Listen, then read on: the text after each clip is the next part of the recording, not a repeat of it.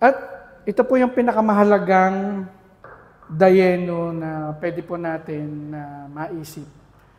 Ano po? Especially tayo pong mga mananampalataya. Ang pinakamahalaga raw pong dayeno sa ating pong buhay spiritual ay ang si Kristo mismo, si Jesus Christ mismo.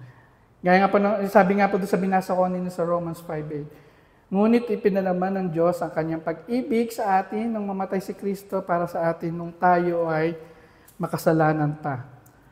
So, kung kapatawaran lang ng kasalanan ng ibinigay, ano pa ang sasagot natin? Dayeno. Sapat na yon, di ba?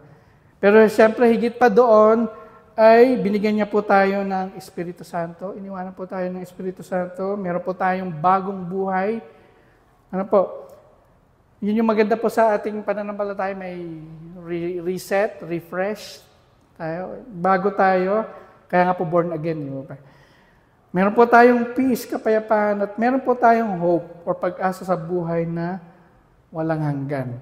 So lahat ng pong ito ay, alam naman po natin na hindi po natin deserve, pero tinanggap natin to dahil sa Kanya pong biyaya.